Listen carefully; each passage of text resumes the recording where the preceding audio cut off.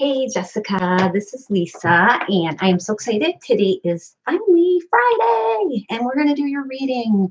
I have so much information to give you. I hope that you find usefulness of it and something new about yourself or whatever you're looking for. I hope that we can fulfill some of that today for you. Okay, so it's going to be kind of a long reading, so get your water ready, get yourself comfortable, and let's hit it. Okay, so I have a lot of stuff for you here.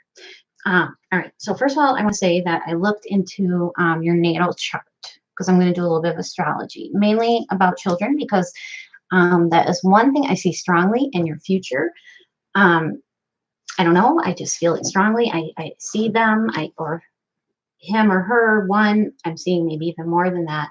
I feel strongly that this is an area of your life where you might feel a little confused about. I know that you're an environmentalist and you have strong beliefs in that area, and that's valid. That's very valid. But I'm seeing you walk past that part of it, knowing that there's a higher love, there's a higher purpose, that being an okay, whatever it is that you do with your belief system, since I can't say the word, um, that there are other avenues for you to grow from and learn from, and that your career is just one aspect of who you are. You have other areas of your life that will be fulfilling and loving and exciting. And I see you having children. That, of course, is up to you, not me. um, it's all free will. You know, you can decide to, you may decide not to, but I see for the benefit of your soul's journey at this time in this life, there's a lot to learn from being a parent that you will grow from, and this child will grow from. You have to remember that you're part of a soul group, and the soul group can include other people, like children. They may need to come onto this planet because they have a purpose as well. We don't know what that purpose is right now, and they could be a very talented and intuitive person. They could bring a lot of inspiration to other people. There are just lessons to be learned.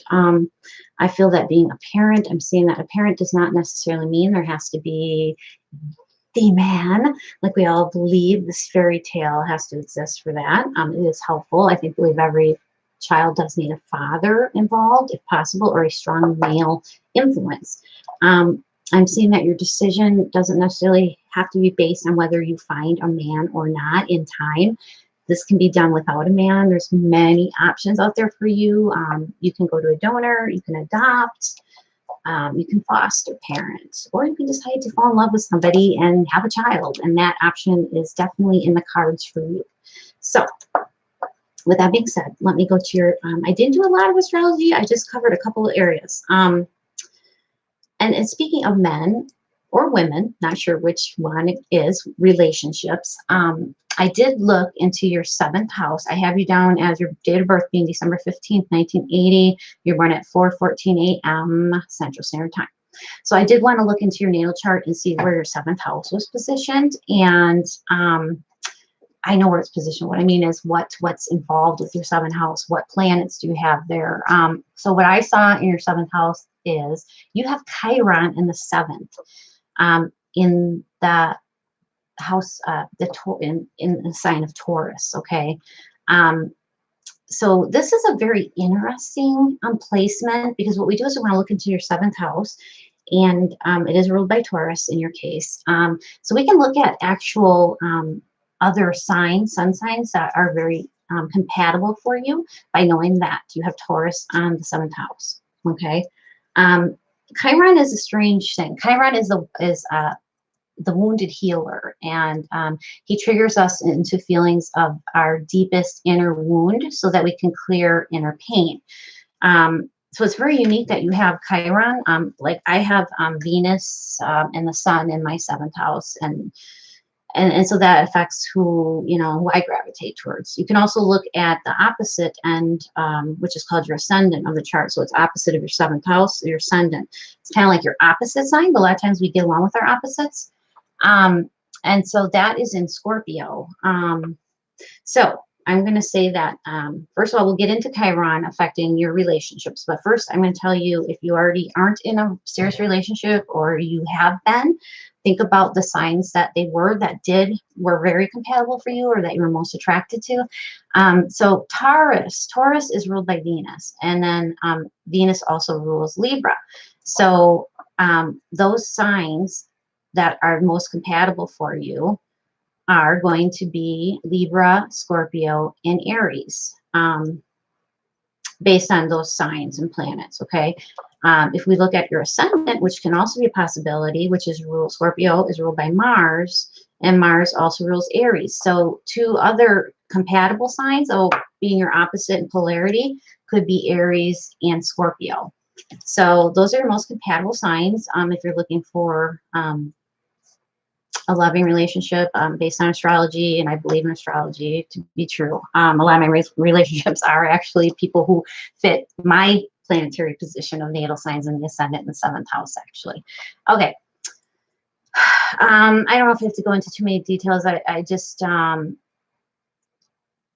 Venus is very important in your natal chart in the 7th house because it rules the 7th house. And as a general rule, it's ruling your sun sign in Taurus, which is on the cusp of your 7th house. So that's very important. And Venus also rules Libra. So Libra also, like I was saying, would be a very compatible sign for you as far as relationships go. So keep that in mind as you're out there in the world and loving and all of that.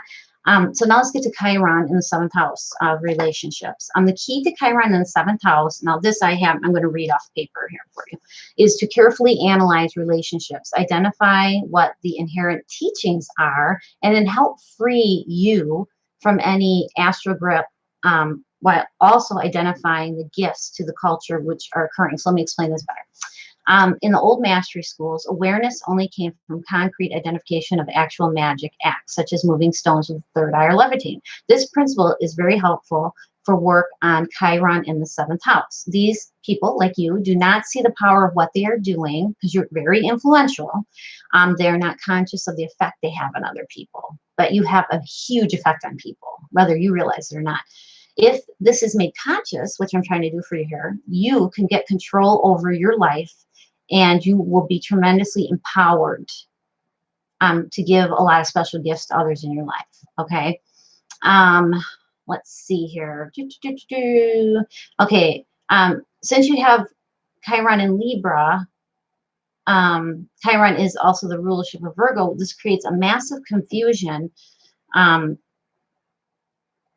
on, I'm reading something. That long-term counseling. Okay, that sometimes people that have the sign deal with a lot of long-term counseling on how to counsel relationships because they're dealing with like this inner wound. Okay, so let me see if I can explain this a little better. I wrote this down. I should have read it over.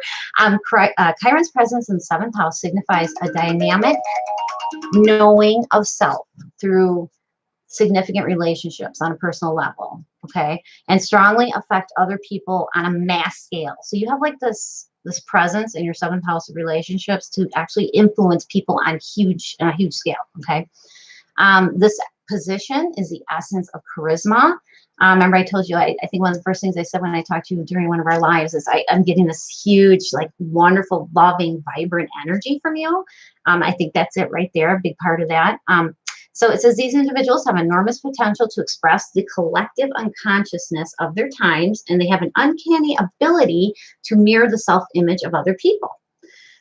So it says this is a very voracious placement. The presence of Chiron encourages the native, being you, to crave the adoration and adulation of others. And more than any other position of Chiron, identification of this energy is revelation to the native. They need to understand how they're affecting people around them, or the intensifying adulation will attach to their personal ego and can actually destroy how you view yourself. Other people who have this placement in their 7th house is Janis Joplin, Bob Dylan, Fidel Castro, and Richard Nixon.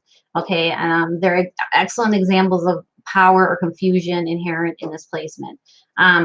Opposite the house of self, which we were talking about, is your ascendant, the 1st house.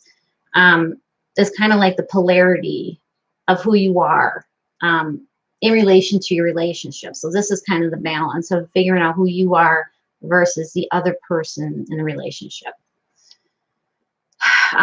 it just says that who we are will always be distorted to some degree in the perceptions of the self by others until we master polarity. The truth is, each end of the polarity is the same. I am you and you are me. So this is an essential teaching that somebody with Chiron in the 7th must master, okay? All right. So the only way you can really master this kind of polarity is coming with deep wisdom about life, which of course comes with age and experience. Let's see, did I just read this? Okay, natives with Chiron in 7th house have a crisis about knowing who they are in relationship to the other side. Okay, the relationship. Okay, relationships are the big teacher for all of us, and that's why we work so hard at them. For those with Chiron in the 7th, the hardest issue, the relationship, must be learned in the hardest way, with a Chiron crisis about who we are in this place on Earth.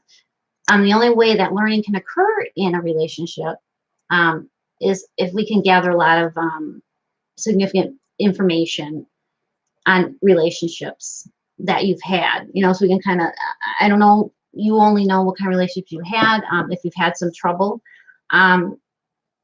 this could be a big source of it. And it's all, just like I said, just learning about self, learning about others in relationship to each other. Let's see, I have just a couple more sections and we'll get to the good stuff. Okay, so it says here, when you have Chiron in the 7th, is especially hard on relationship issues because this is a natural house of marriage, actually. So there's an enormous sensitivity to your partner's needs, and projection is a result. So say there's somebody with self-absorbed or selfish and you have a moody lover, say for instance, you don't want to go with that kind of person. So stay away from very selfish, self-absorbed, moody type men or women, whoever you choose. That you don't want to go for. It's probably the worst for you. It says, unfortunately, because of the 7th house tendency to outsource, we may simply end up courting the person who is least suitable to us. We do that a lot as human beings.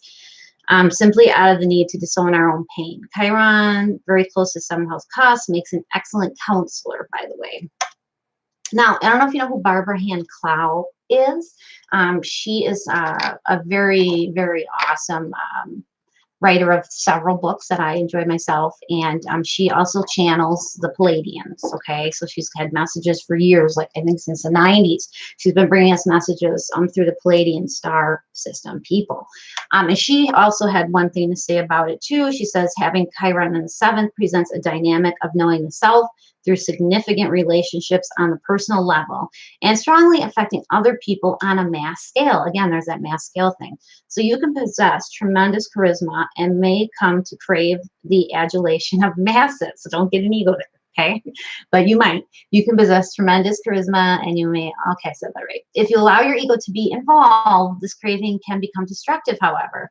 So you need to understand how you affect others, Jessica. You not see the power of what you do in relationship with people. Okay, you have enormous potential to express the collective unconsciousness of our times. This is also about just relationships with people on a mass level and also people in relationship. It says the essential truth to master is I am you and you are me. Again, that's going to be key for you. You will learn who you are through relationships, which can become so intense that you find yourself unable to see the forest for the trees. So the 7th house rules our connection to ETs as well. And as the time for interaction with them draws closer, you will resonate with them with a special frequency. So once you gain control over your life, you will possess the capacity to greatly influence the masses for good. So stay on the path you're on with what you're doing with your intuition and your environmentalist again this time and all of that stuff and wherever else you're going to go in the future. All right, let me get a sip here. So I guess the key is if you've struggled in relationship in the past, there's reason for that. And it's just a matter of you understanding how influential you can be in a relationship and choosing guys that are going to be a more positive influence on your life rather than negative. Okay. Because you have a shininess, a brightness to you. And some people in relationship with you might be jealous of that or want to like put it out. You know what I'm saying? So that's where you might need to learn. Let me know if that resonates at all. I'm curious. Children. This is my favorite topic for you. And children can also, by the way, be not only ones you give birth to, but they can also be stepchildren, adopted, and natural. So when I'm looking at your natal chart, This time we're going to be looking at your fifth house in the natal chart because the fifth house is ruled by family. Okay, so what we do is we look at any planets position there, the houses that rule that cusp that your fifth house is on, because everybody's is going to be different. So I did look into yours, and your fifth house is in Pisces and Aries, so you're kind of on a cusp, okay? And one cool thing is you have the moon, and it's the only planet in your fifth house.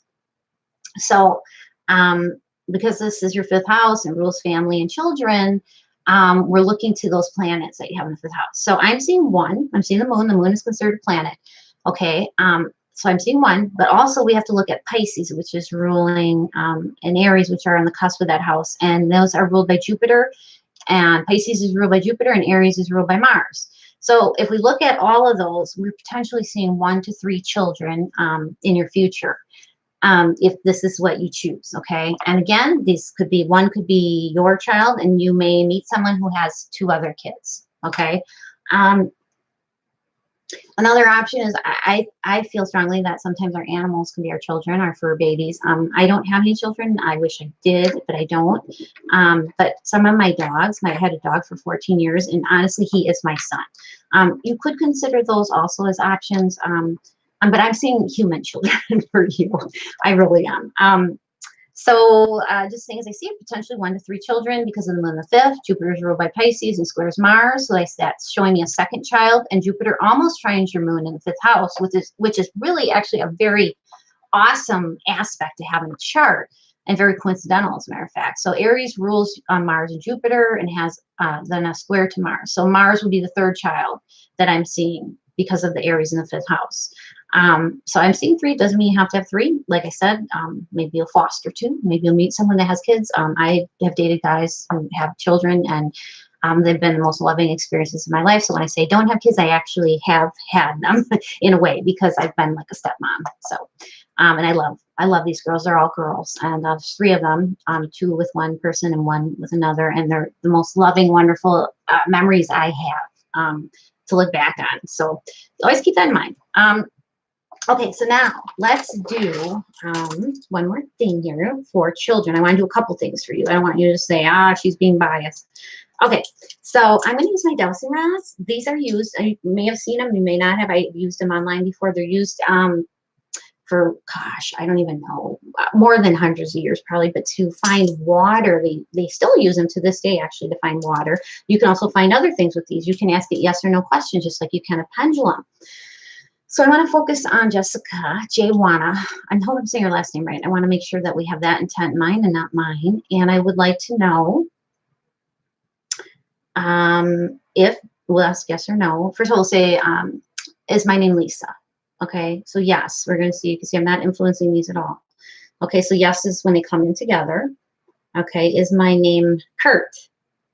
And we want it to go outward. Is my name Kurt? No. And a lot of times no can be if they just stand still and they don't give you the answer. But usually go outward for no. Okay. All right. Clear that energy.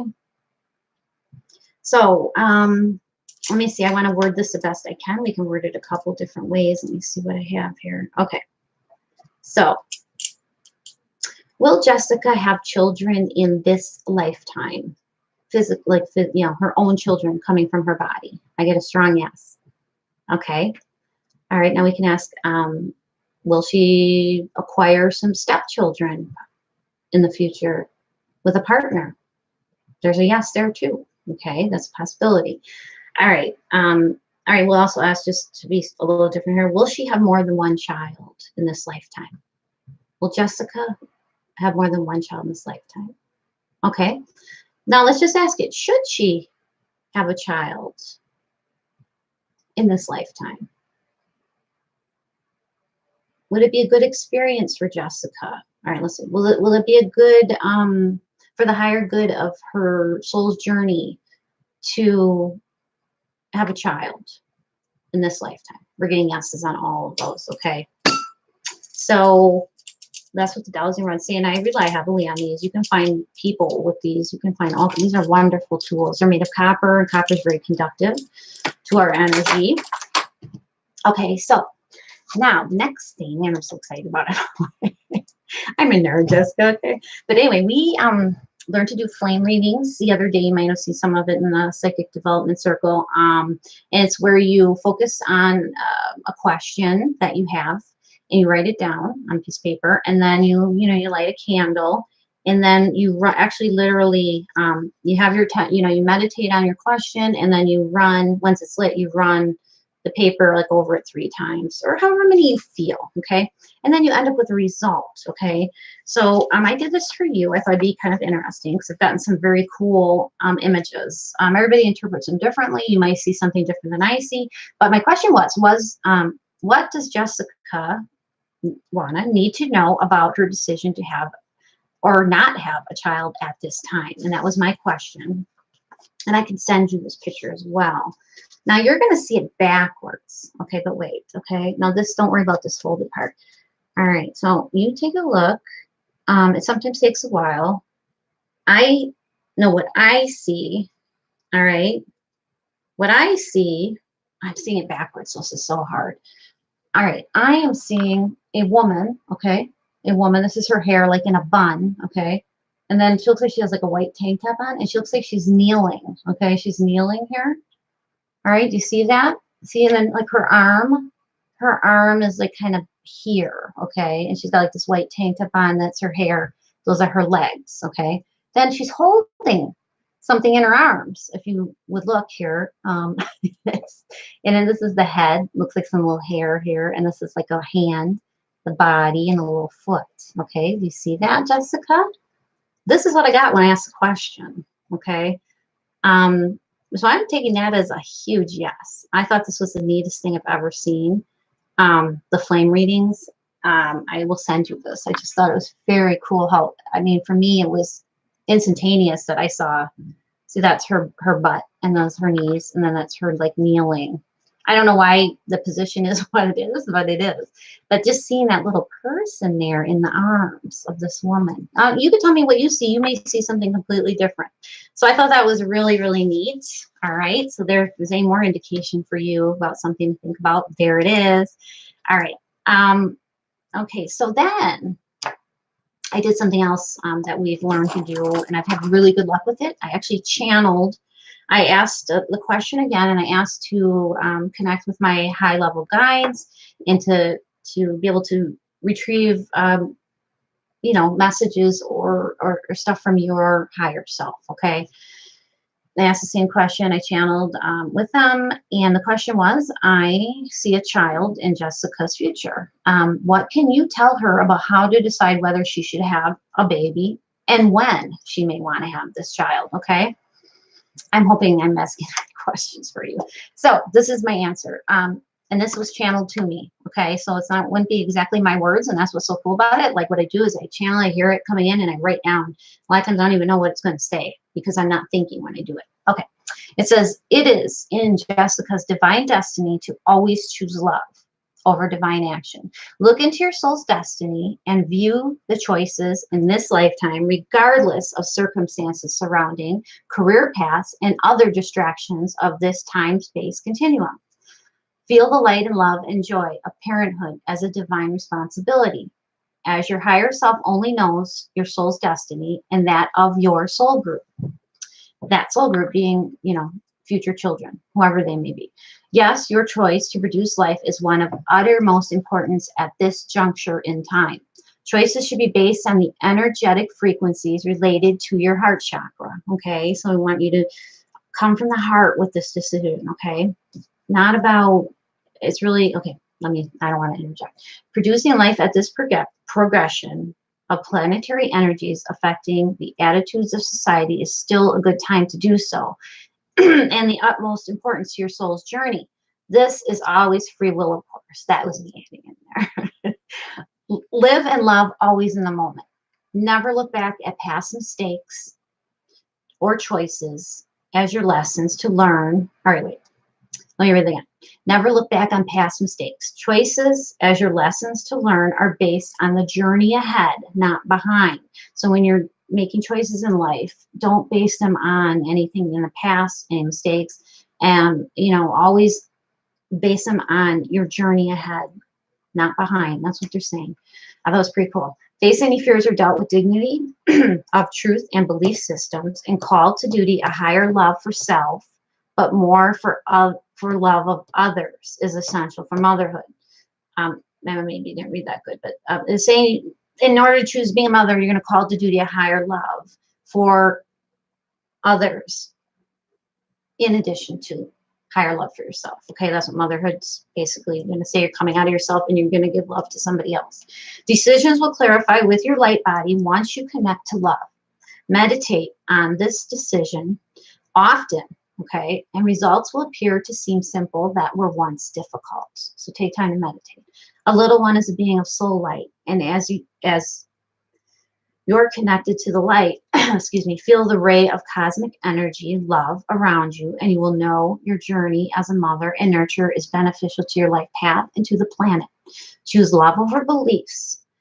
Love and light surround you now in your journey. Be fearless. So I thought that was neat. That was my channel message to you. Hopefully you can gain some sort of insight into that. And if you don't, go over this reading again and again, or I can send you the written copy. I'm sorry, my voice is going. Okay, one other thing I did for the children part of it. You're sending me an IM right now. So I'm not going to stop. I'm going to keep going, and I will contact you when we get done here. I Ching. I did an I Ching reading. I'm not sure if you're familiar with them. It's the I Ching, the Book of Changes. This has been around for, oh my God, I don't even know. Ancient times in China, they use 3 golden coins and throw them 6 times when you have a question in mind. So I did that. Again, I said, what does Jessica need to know about making a decision to have or not have children? When is a good time to move forward? Now, if you're not familiar with I Ching, it's all about nature and the elements of nature. I will try to do my best to explain what it is, but it's also for you to interpret in your own way.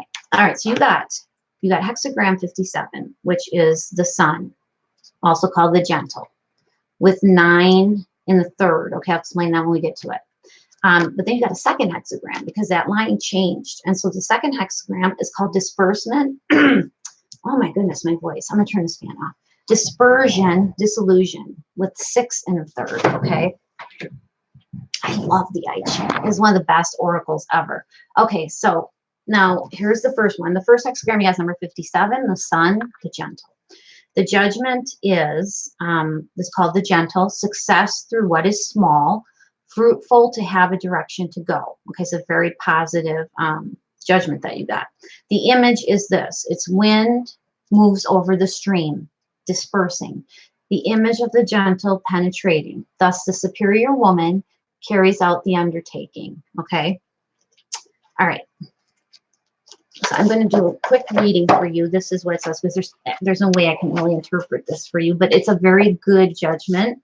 So it says, let's see. Did I read this yet? Hold on one moment. Make sure I'm where I'm at here. Okay. All right, so I'm just going to read this from the book. Let me make sure I got the right part. So yours are very close together here. Those are the two that you have, your dispersing and the sun.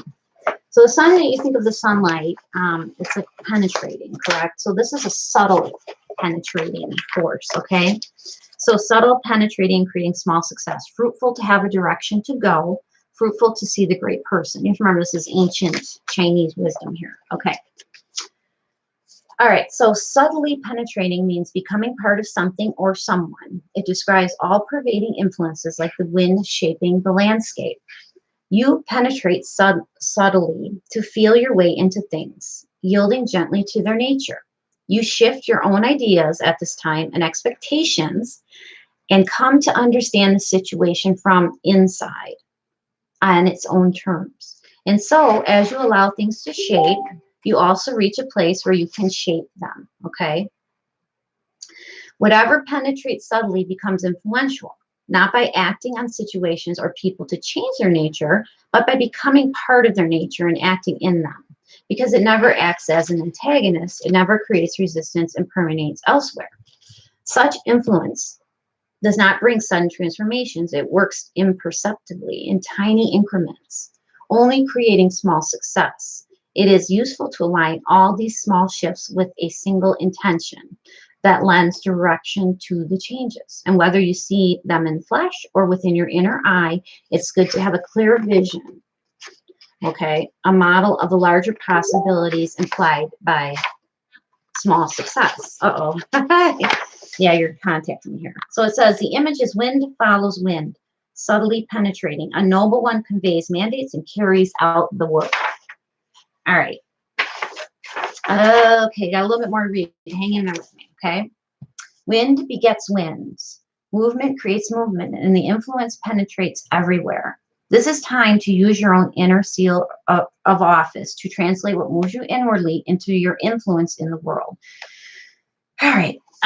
So I'm going to give you the best part. Okay. The third line 3 is what you got. When I did the coins, it creates these broken and straight lines. Number 3 is what you got here. The third line. Okay. And it says subtly penetrating with urgency. You are pushing for a response. Okay. Probably in your thinking about whether you want to do this or not do this. Instead of adapting, when you don't find what you need, you try again. Neurotically probing for something more substantial. You're looking for an answer. You're trying. There's got to be an answer, a yes or no, right? You seek certainty where there is none to be had, because there is no certainty with whether you're making the right choice or not, because you always are going to choose love. So it says you seek certainty where there is none to be had. Insisting on this as if you've had something to prove is ultimately exhausting and can lead, they call it, and leads to humiliation. You're not really going to be humiliation. So they're saying with this, subtly, subtly decide, make your decision about whether you want to have kids. Don't force it. Don't push it. Don't expect an answer, but be open-minded. Don't like square it into a box saying, no, I have this kind of career, therefore I cannot bring a child into this world because it's a terrible place. If you do that and you push for answers of whether you should or you shouldn't, you're not going to have a good result. So it's the same subtly. Okay. You want to, step by step. Okay. So what that does is now that gives us, it turned into the next hexagram. Not everybody gets 2, but you did. So once you take that first step, your second step is number 59, which is dispersing. Okay, let me look here on my paper. Okay, dispersion is success. The king approaches his temple, it furthers one to cross the great water, perseverance furthers. It's a very favorable hexagram again. The image, the wind drives over the water, the image of dispersion. Thus the kings of old sacrificed to the Lord and built temples. Fruitful to cross the great river. Consistency bears fruit. Here's the image some more. In the autumn and winter, water begins to freeze into ice. When the warm breezes of spring come, the rigidity is dissolved, and the elements that have been dispersed are now the ice flowing. It is the same with the winds of the people. Through hardness and selfishness, the heart grows rigid, and this rigidity leads to separation from all others. Egotism can isolate men. Therefore, the hearts of men must be seized by a devout emotion. So I'm seeing a big part of this. All right, so let me go to this book now. All right, I don't want to read you all of it. There's just so much, but it just says,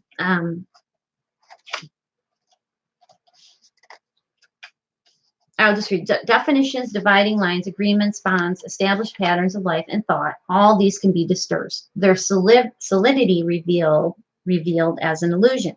All that holds things together now is the consistency of flow itself. This can be an inner process of centering your inner authority to your spiritual home, letting your decisions flow from that essential underlying source. With this reconnection, it becomes possible to cross the great river, which has already come to you. This dissolution of old forms releases energy into new purpose and direction, staying true to the deep connection through the temple. It's good to make a commitment and venture into the unknown. Okay? And then it says, wind moving above the stream stirs and disperses it as water vapor, reminiscent of the fragrant stream that rises from the offerings and nourishes the spirit. This is a real substance of things. The inner flow of committed offering, the message and influence spreading outward from inward. What is established with offerings will endure, while what is built of rock crumbles away. What are you building on? Okay. So you have that line in the third again. This is the most important part of the hexagram. Dispersing yourself without regrets. At the surface, the water evaporates into the wind. Your little self can disperse now as you quietly enter into a larger self and deeper truth, one where your independence and what you stand for are no longer so important. I'm getting chills. As you identify, as your identity disperses and expands, there's nothing to be anxious about. Nothing real will be lost. Okay. So to me, this whole hexagram, the first one is saying take steps slowly, don't box yourself in, use your heart, and take steps towards your future in making a decision. The sun is a very auspicious sign. You can take that in two ways, the sun or a sun, the sun. And then turning into this about here for you, dispersing, where you're talking about letting go of rigidity, ego, and going inward, and then making a decision outward. And you'll find that some things that you stood for, maybe now you won't stand for in the future as much, because your identity is going to expand in yourself. And there's nothing to be anxious about. There's nothing to fear about your decision about having children. I love that. I think that was awesome. So everything is very favorable for this, Jessica. I hope this helps you. You can always get the I Ching. I have this book here. Let me show you. I have the I Ching Book of Changes, but I also have this I Ching Walking Your Path, Creating Your Future by Hillary Barrett, which gives you, I think, simpler interpretations of the hexagrams than the actual I Ching Book of Changes. This is like hardcore. I mean, it's pretty much what I just told you, but it's like a little bit harder. There was one more part I was actually going to read for you, and now I forgot what it was. I thought I had underlined it. Oh, here. I did. I wanted to read this. This was also from the Sun hexagram, 9 in the 3rd place, which kind of talked about, remember, it said kind of like getting too, like, wanting an answer is humiliation. That was also in here. It says penetrating reflection must not be pushed too far, okay, lest it cripple the power of decision. After a matter has been thoroughly pondered upon, it is essential to form a decision and to act. Repeated deliberation brings fresh doubts and scruples, and thereby humiliation, because one shows oneself unable to act. So once you decide, make a decision, think it through, go internally, meditate on it, do everything you need to do, but then act upon it. Don't sit there and go back and forth, I think is what they're trying to say, because the more you deliberate on something, it's going to bring even more doubts, fresh doubts. And then you'll never decide. Before you know it, you'll be 50 years old. And of course, you can still foster and adopt. But all right. So that is that. Now let's move on to your next topic. You know what? Can I answer you really quick on here? I don't want to make you wait like this. You're going to think I'm blowing you off. So can you give me 1 second to answer your... Let's see. You said, I'm just about to meditate and change some of my water, my fish and snail tanks. You desperately need me to. Okay. And you wanted to know, I know what it takes, a lot of energy. Okay. So you're worried about me not getting... Okay. So yes, I am recording your reading right now. Will send to you soon. Okay, so that should take care of that. All right, Jessica. Okay. I also have the issue of health issues. And you want to know if they are linked to this life or a past life. And I strongly doubt that they are linked to this life. Let's check again with my dowsing rods.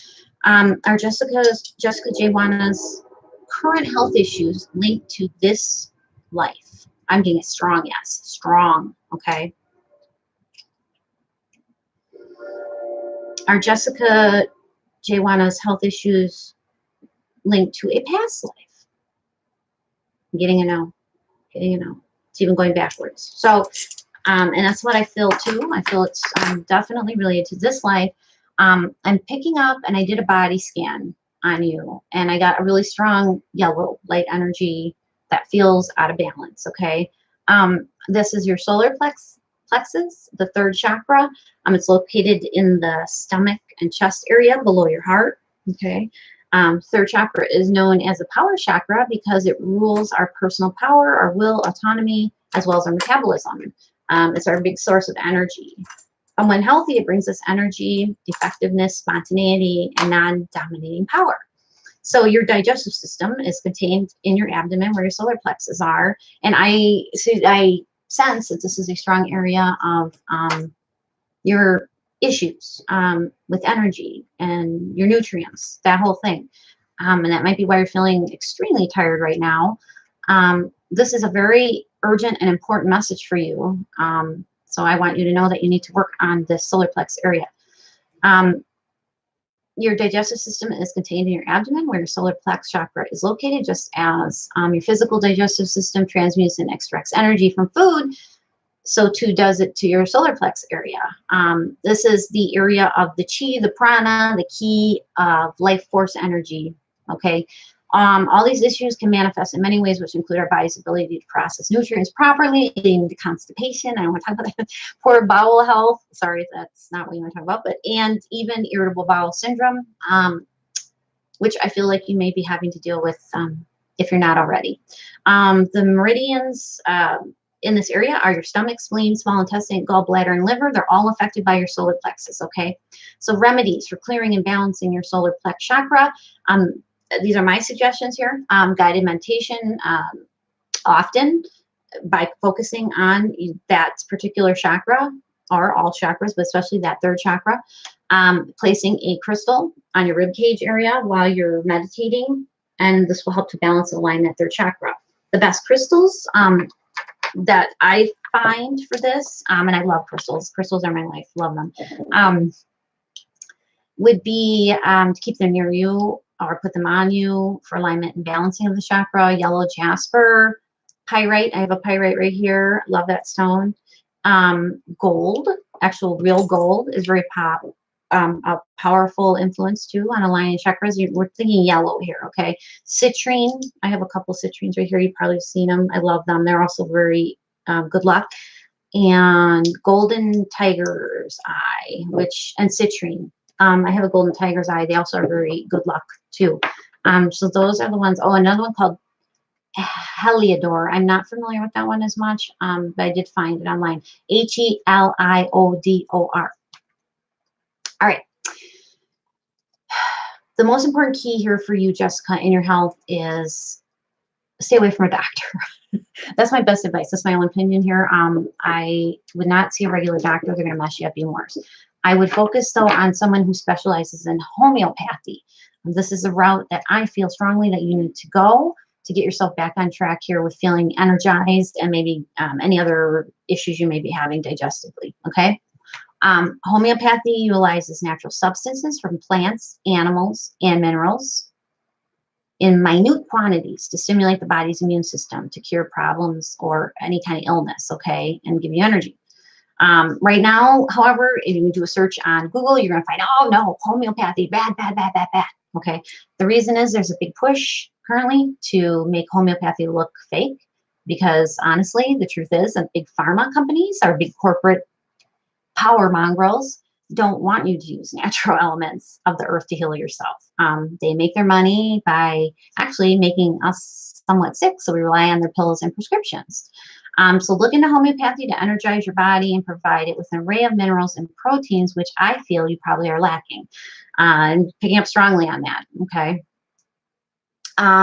So a technique that I feel that you should use is to consciously allow the food you cook to be filled with love vibrations, okay? So almost like a meditation. I want you to, when you're making your meals, when you're drinking your water, I want you to consciously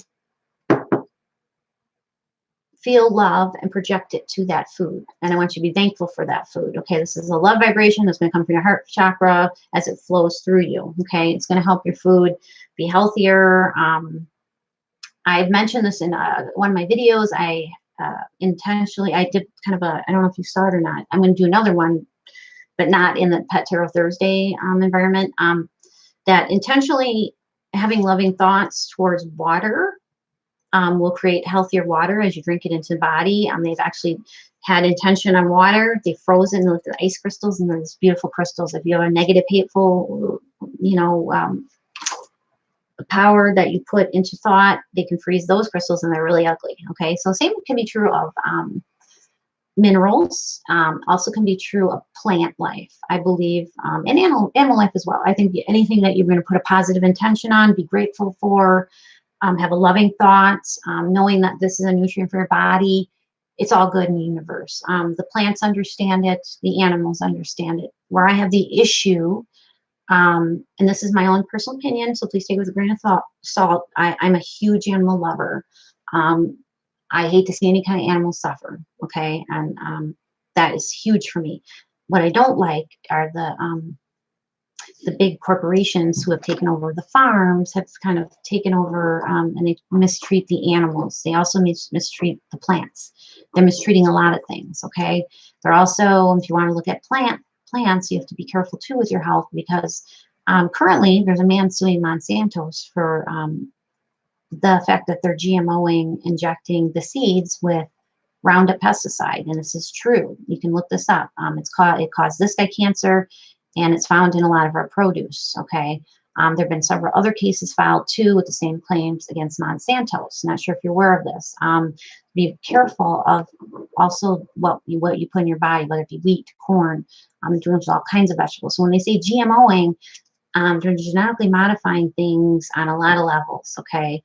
So animals aren't not the only species being assaulted by GMOs for their feed, including genetic modifications of the seeds with Roundup pesticides. Humans are also being assaulted with pesticides as we ingest and our produce, and God knows what else they're genetically modifying. Okay, so keep that in mind as you're eating, even vegetables, organic.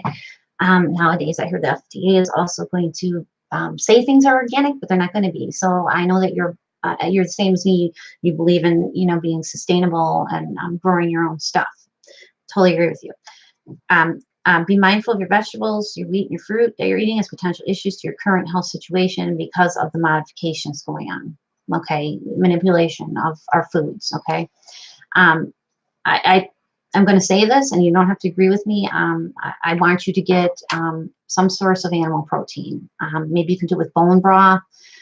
Put your beliefs aside because your health is important right now, Jessica. And maybe try a bone broth. They're very, very nutritious and a good source of nutrients that may benefit you. Another thing I see for you is pure bee pollen. Not the one you get in a little gold bear, but like the real, like go to a place that farms bees, and because you're full of so many good natural nutrients and natural antibacterial benefits. You probably already know this. I'm just going to throw that toward you.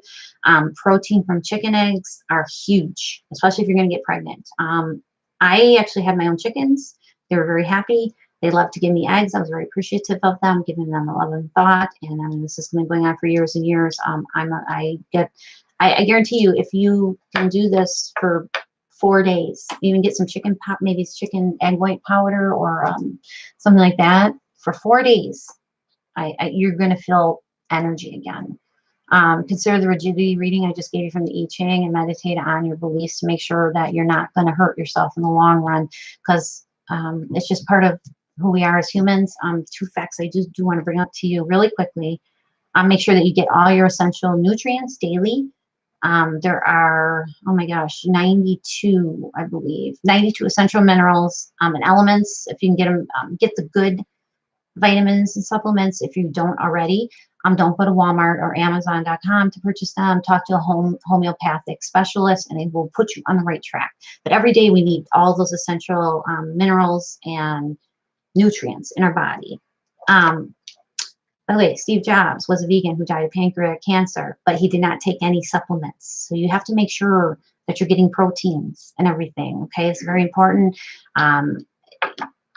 If you know, I'm going to bring up 2 last things, and you don't have to agree with me. I just believe we're thankful for food and we're not abusing plants, animals, anything like that, inhumanely, especially. I think that they're okay with certain things that we need in our diet, because I mean, it's just part of our DNA. You and I are probably, we definitely have come from people who ate meat. So if you're not having those in your diet, you have to find other ways to get them. Fish, I'm not sure how you feel about fish. Fish and eggs. You need to add them. Okay, I don't want to see you end up getting really sick.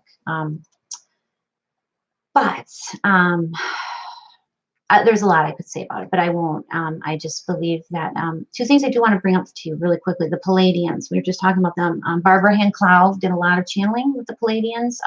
They're a very loving star group who have been helping humanity for a very long time evolve into our higher beings. And I just saw it as a matter of fact yesterday. She was on Gaia, one of the Gaia shows, and they are open to use and respect and honor.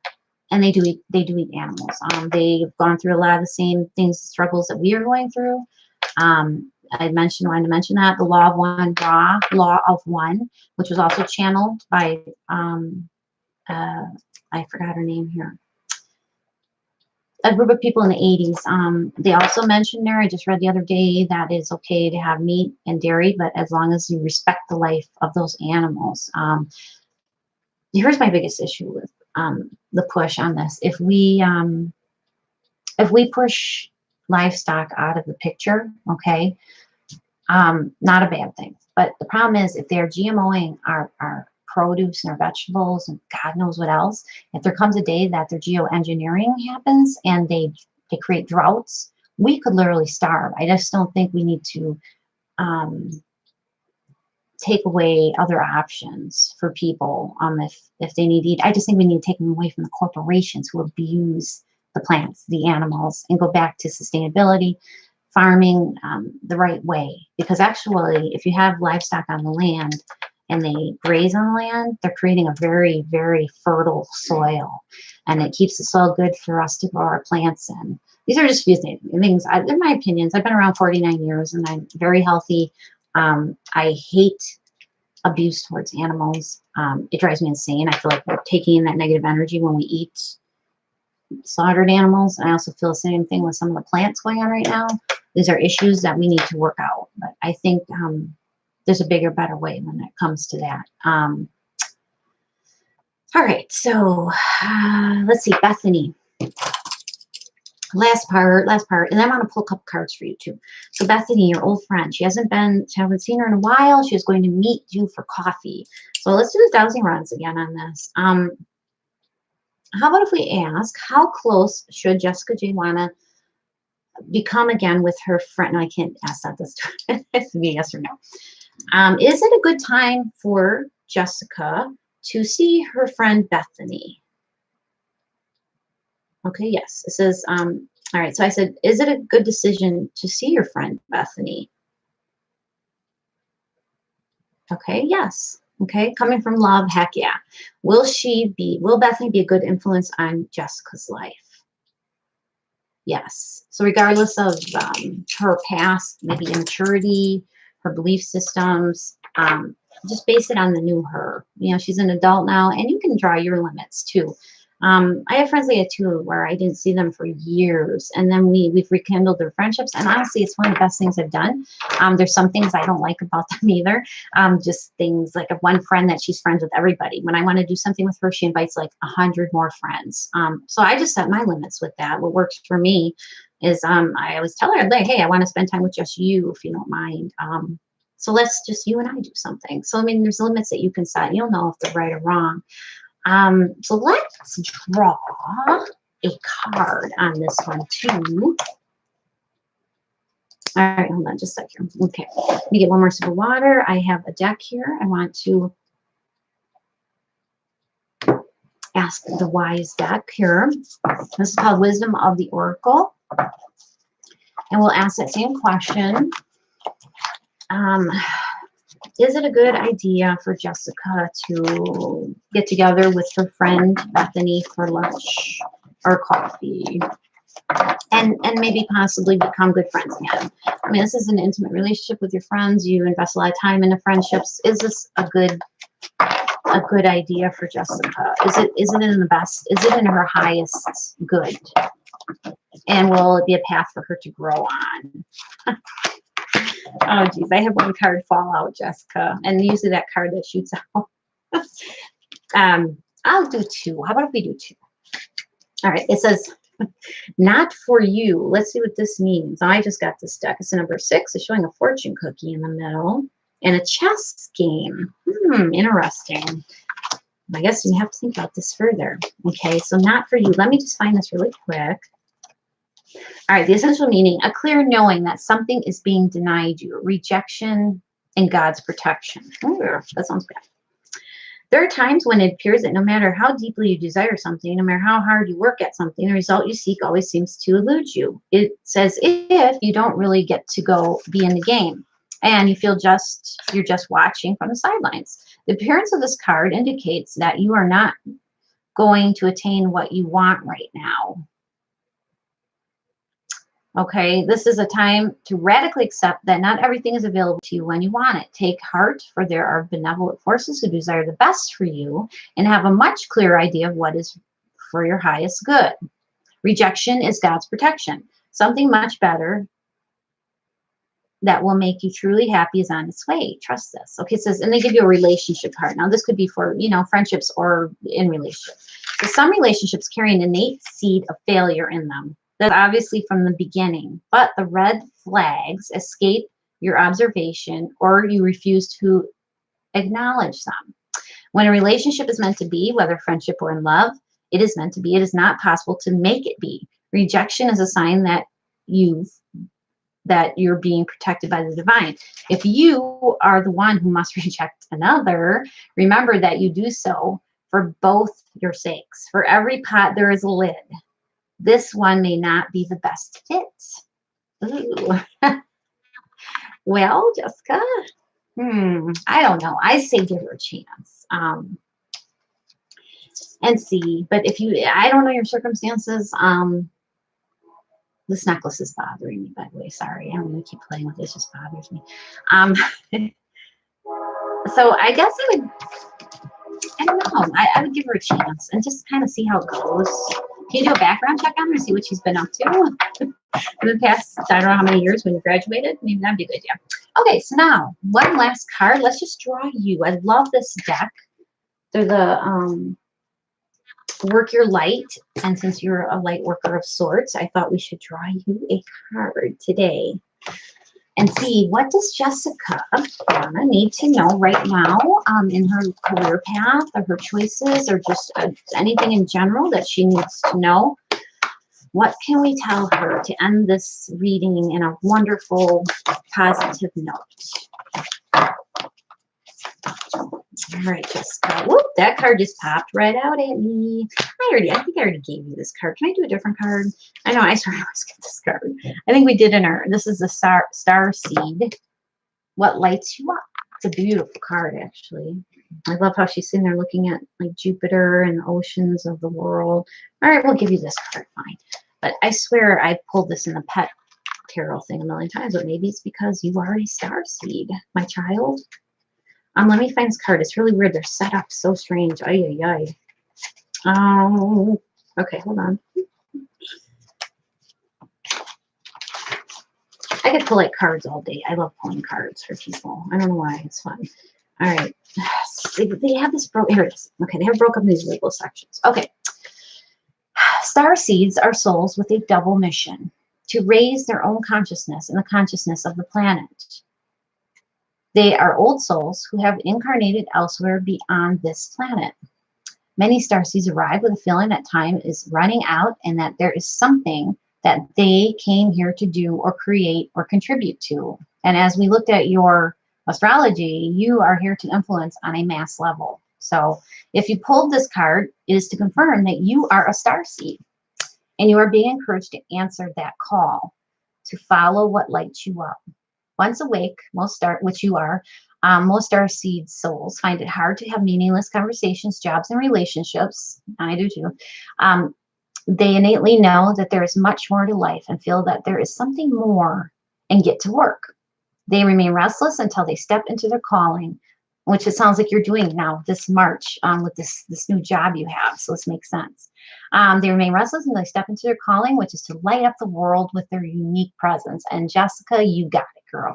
You definitely got it there based on your astrology chart and just your aura. Starseeds are scattered all over the planet in hospitals and schools and slums and mansions, on stages and in edit suites, in parks and nightclubs, in taxis and theme parks, okay? Many starseeds spend part of their lives trying to fit in or some form of spiritual closet. If you are dimming your light to fit in, it is time that you stop and start embracing the unique light that you came here to share and treat your time on earth like a glorious vacation. That sounds awesome. So yeah, so you're here, girl. You're here to do something big. You're here to shine bright. You're here to influence the masses. I think your new career starting this March is on that path.